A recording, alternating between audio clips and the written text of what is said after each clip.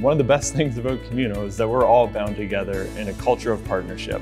What makes that possible over other communities that you may be a part of is that there are some legal binding terms and conditions of our membership. Those terms and conditions exist to help our members work closer together in a more trusting and transparent way. The first one is a non-compete.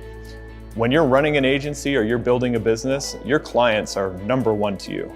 We want to make sure that your client relationships are protected in our community. So when you join Communo and you hire another member to work on your business, you do not have to worry about that member poaching your client. The second would be a non-solicit.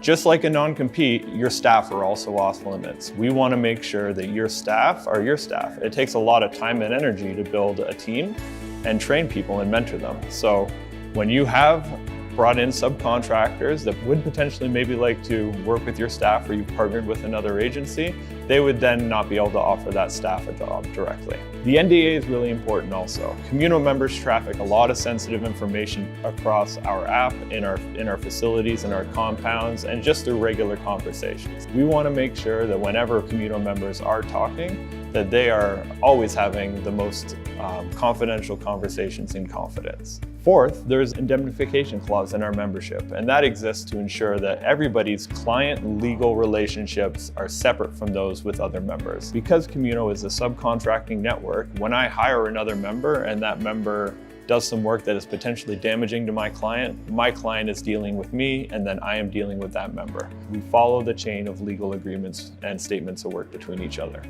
Lastly, we have a standardized way to transfer IP between members. It's very common that when kicking off a project, you often forget to sort out the details of how the rights usage of the end project will transfer from one business to another. Ultimately, keep in mind this has to be resold to a client, hopefully at a profit. So in Communo, we use the work for hire agreement, and that states a few things. Number one, you have the rights to sell the work that you're doing to another Communo member.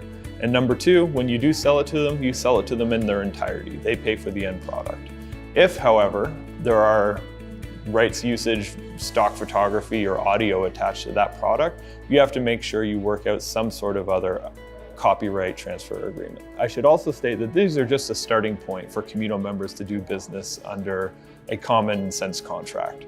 If any of these clauses or terms need to be waived or are superseded with additional paperwork, that's very easy to do. It's as simple as sending a one-line email to another Communo member. We don't want to hamper your ability to do great work with other members. We just want to make sure you're protected in the work that you do with other members. At the end of the day, doing business can be really complicated, but that's not how it has to be. In Communo, we just want it to be super simple for you. That's why these rules of engagement exist.